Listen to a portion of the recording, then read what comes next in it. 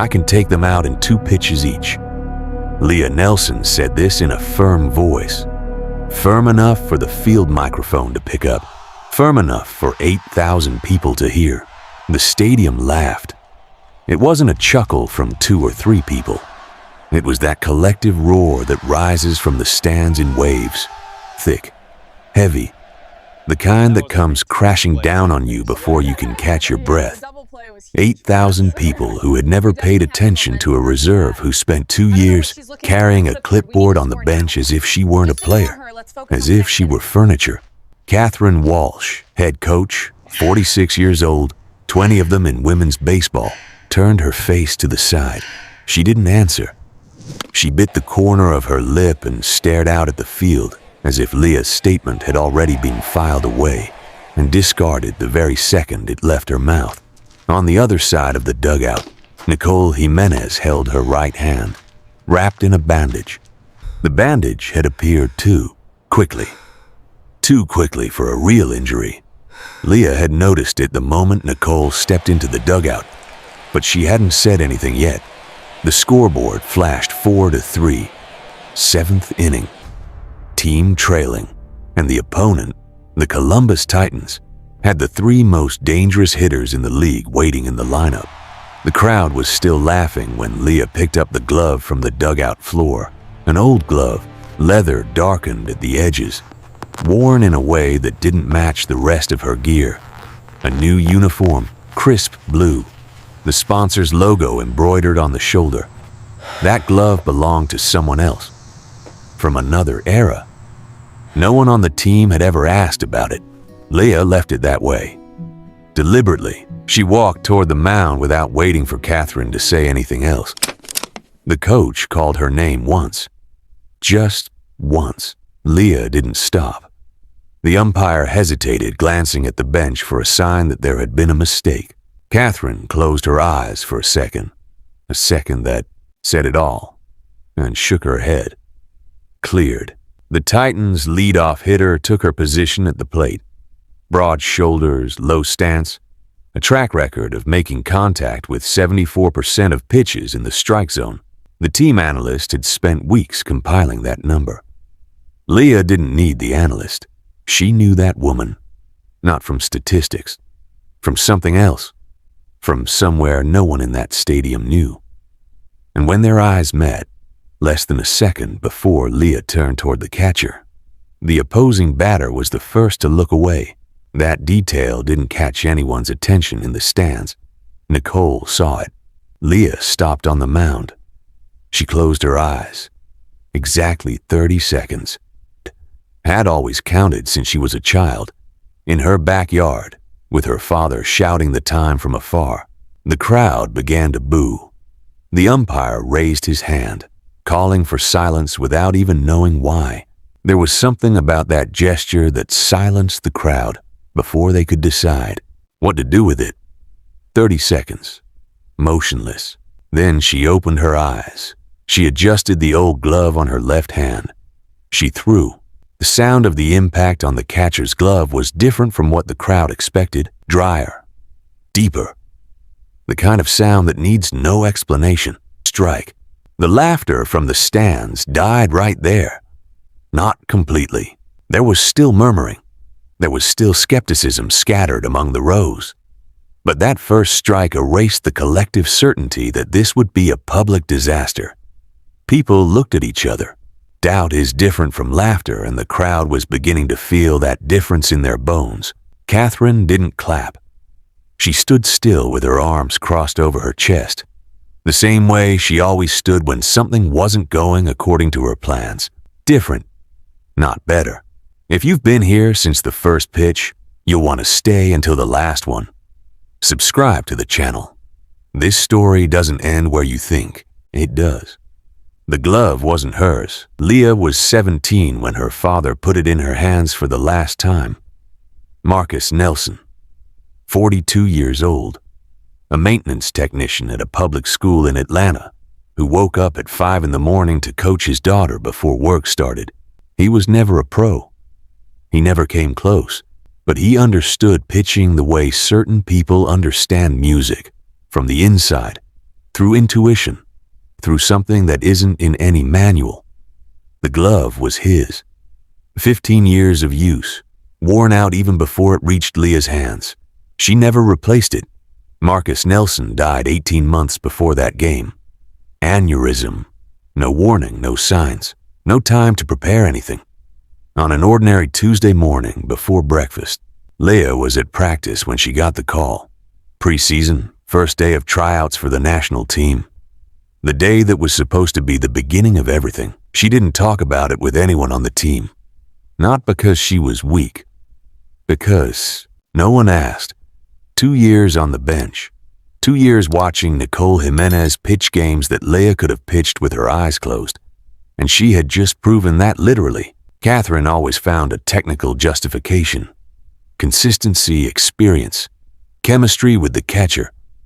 Leah listened, jotted notes on her clipboard, and kept her anger in a place that didn't show on her face because she'd learned from her father that visible anger was wasted energy. Between the Titans' second and third batters, something happened in the dugout that she shouldn't have heard. Catherine had her back to the hallway, her cell phone pressed to her ear. She'd received a call right before the game started. Leah had noticed it right away, had seen the coach abruptly head out to the back hallway with a stern expression, stay there for nearly 8 minutes with her voice too low for a casual conversation. Leah had filed that away mentally, not yet knowing why. Just because something in Catherine's behavior had changed after that call in a way that wouldn't go away. Now, between innings, she heard snippets. It wasn't the agreement. She can't come in now. The decision has already been. Catherine hung up before Leah could process the full meaning. But the decision had already been made. On the field, the second batter took a swing. It wasn't a mistake. She was an experienced player with quick reflexes. Leah's pitch simply went where she wasn't expecting it. A low curve, outside the zone, but crossing the line in the last meter. Strike. Out. The crowd didn't laugh this time. There was a brief silence, the kind that precedes an adjustment in expectations. That collective, unspoken feeling that ripples through the stands before anyone can put it into words. Wait, she's really good. Nicole, still on the bench, took the bandage off her right hand for a second. She bent her fingers. Once, twice, 3 times, without any sign of pain. Then she slowly rewound the bandage, as if reminding herself she still had a role to finish playing. Leah didn't see it, but Devin Hayes did. Devin was 18, the team's catcher, a freshman in his first full season. The only one on the roster who sometimes sat near Leah on the bus without anyone having to ask him to. He saw Nicole remove the bandage.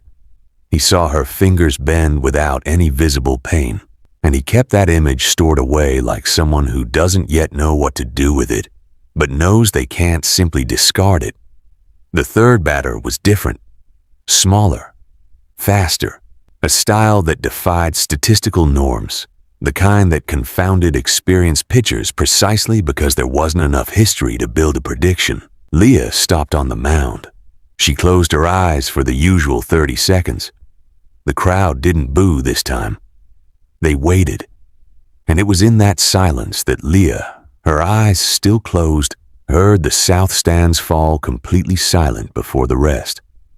A different kind of silence, as if someone important had stood up over there, and the people around them had noticed without understanding why. She opened her eyes. She threw. Strike. 3 batters, 6 pitches, 3 outs. She had promised 2 pitches each. She delivered. In the stands among the south sections, a man in a dark suit leaned slightly forward in his chair and did something on his cell phone. No one paid him any attention. There was much more to watch on the field. But the movement of his fingers across the screen was quick, precise, the kind of note someone takes when confirming something they'd been waiting to confirm. 8th inning. Leah's team came to bat and tied the game, 4-4. In the dugout, the noise was different.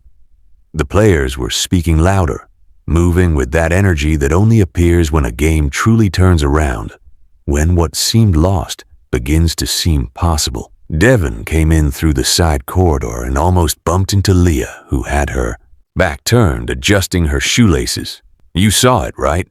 he said quietly, without context. Leah looked up. "Nicole." She took off the bandage between innings. Her fingers bent without any pain. Leah stood still. Not out of surprise.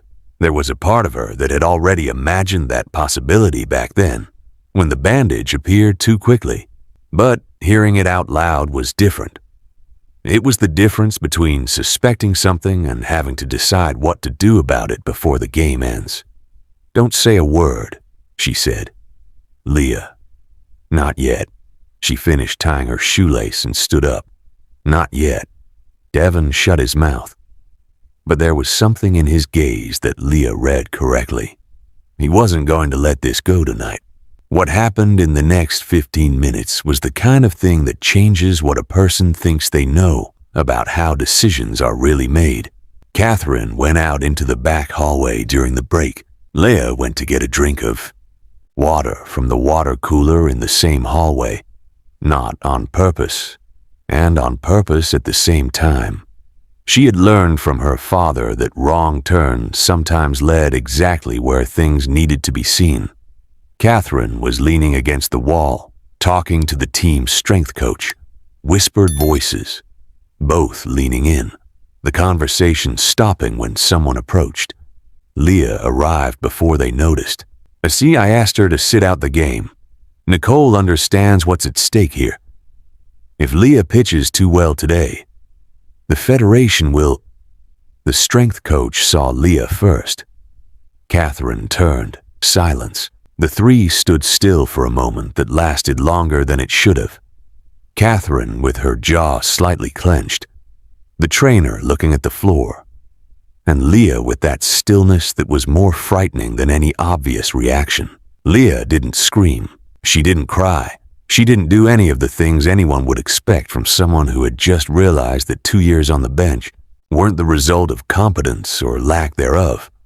They were a choice that no one had written down anywhere, but that everyone present in that hallway knew the name of. And the name wasn't Coach. She looked at Catherine for exactly 3 seconds. Then she turned and headed for the field. Catherine called her name. Leah didn't stop. It was the second time in that game. It wouldn't be the last. Inside the dugout, Nicole was standing, the bandage now in her pocket, looking at Leah with an expression completely different from the one she'd had at the start. The calculation had left her face. In its place was something closer to shame, not the kind that says, "I'm sorry," but the kind that stands still, not knowing where to go. Devin realized Leah had figured it out before she said a word. He knew her well enough to tell the difference between the angry Leah and the Leah who had swallowed her anger and turned it into something else. "How are you?" he asked, focused. That's not an answer. Yes, it is. The umpire called the players onto the field. The Titans' 8th inning was beginning. Leah took Marcus's glove, walked to the mound without looking at the bench, and realized there were 4 batters before the 9th inning. 4 before Rebecca Holt, the Titans' best. Number 7 in the lineup.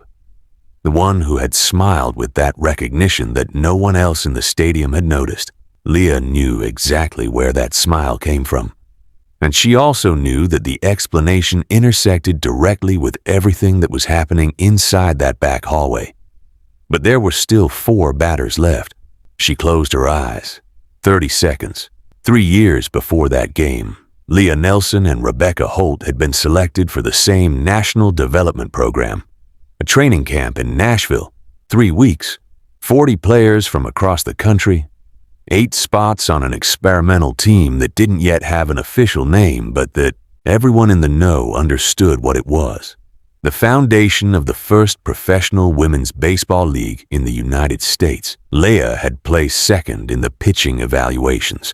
Rebecca, 1st in batting. The two had shared a room for 3 weeks.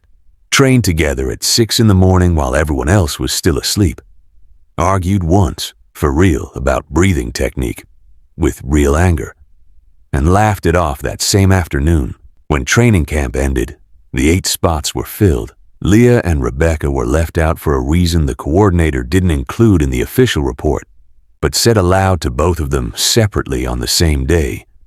The program wasn't ready for certain levels of visibility yet. He didn't elaborate. He didn't need to.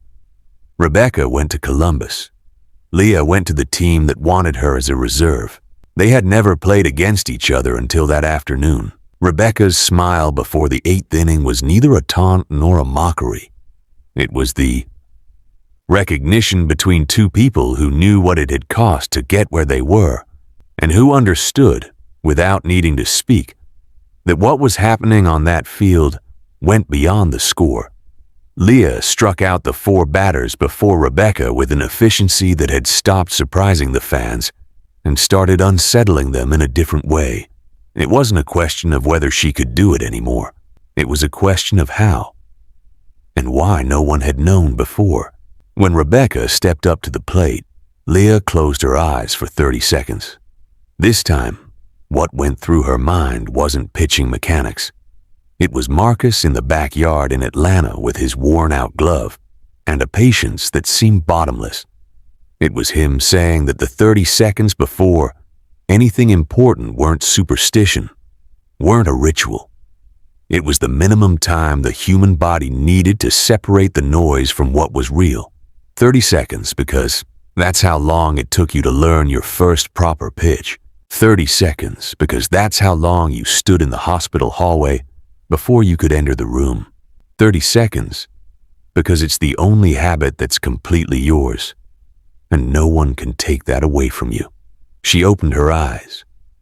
In the South stands the man in the dark suit had risen slightly from his seat, the small badge in his jacket pocket, too small for the crowd to read, but visible from his seat, read National Women's Baseball Federation, Director of League Development.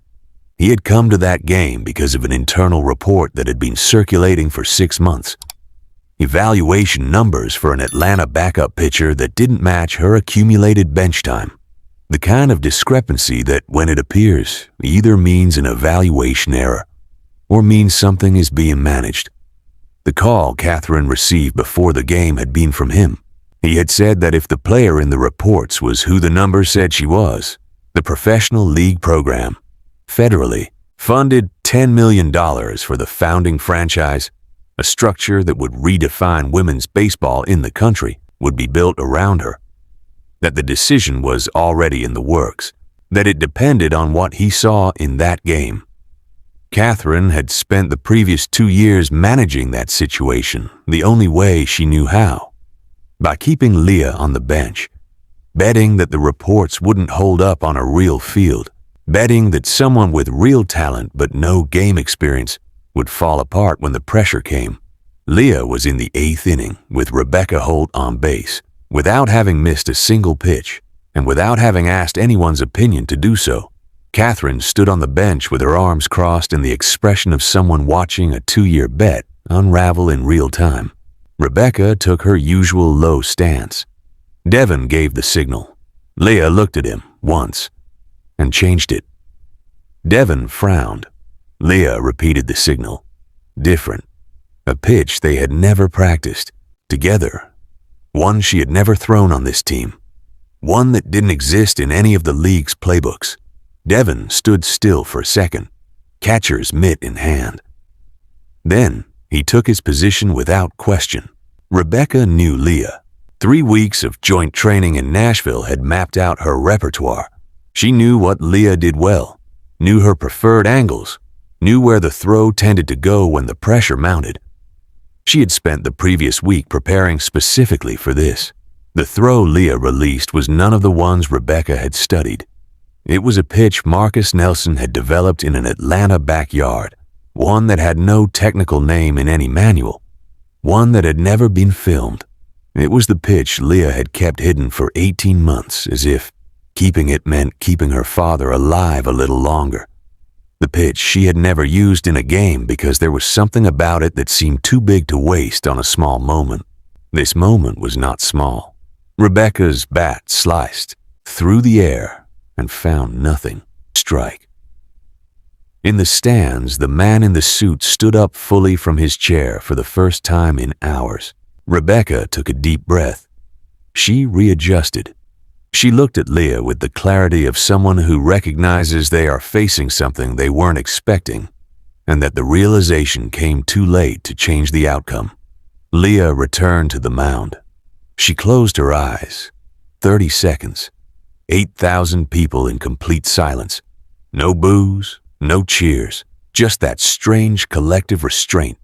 The kind that sets in when a crowd realizes it's witnessing something that will continue to exist after the game is over. Devon was crouched in position, motionless. Catherine, on the bench, uncrossed her arms sometime between the first and the 12th second and let her hands fall to her sides. Nicole Jimenez was standing at the back of the dugout, looking out onto the field with the bandage tucked completely into her pocket. 28, 29, 30. The pitch left Leah's hand on a trajectory that Devon could only describe later, to reporters, to anyone who asked in the days that followed, by saying it looked like the ball knew where it wanted to go. Rebecca swung. High. So. For a second, the entire stadium held its breath, as if it were possible to physically influence where it would land. Then the ball came down. Inside the line, the outfielder ran, but by the time she got there, the ball was already on the ground. Out. Strike. The score remained 4-4 as the Titans finished the 8th inning. In the 9th, Devon Hayes was the batter no one was watching. A freshman with no significant track record. The last person the Titans scout would have singled out as a threat. She hit a double that brought 2 runners home. Then she stood at second base looking up at the mound, her helmet slightly askew, with the look of someone who'd played better than she knew she could. Final score, 6-4.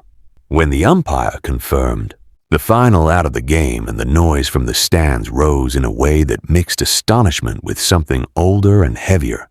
The first thing Leah did was look at the glove in her left hand, not at the scoreboard. Not at the man in the suit in the south section who was already making his way down the bleachers toward the access corridor. Not at Catherine, who stood motionless on the bench with an expression no photographer could quite capture that afternoon. She looked at Marcus Nelson's glove and stood still for 30 seconds. Devon arrived before everyone else. He didn't say a word. He placed his hand on her shoulder and stood there, honoring the 30 seconds without knowing exactly what they meant, just knowing they needed to be honored. Then the team swarmed around the two of them with that awkwardness typical of those who didn't know what they had until it appeared. In the days that followed, the National Women's Baseball Federation confirmed funding for the country's first professional league, a founding franchise in Atlanta. The name of the starting pitcher appeared in a 2-line note that circulated through sports news for an entire week. Leah Nelson. Nicole Jimenez requested a transfer 20 days later. Catherine Walsh's contract renewal was put under review by the Federation itself. Neither of them commented publicly on the game. Leah commented once in a short interview when the reporter asked about the 30 seconds with her eyes closed before each pitch. She said, "My father taught me that silence before an important decision isn't hesitation. It's respect for what's at stake."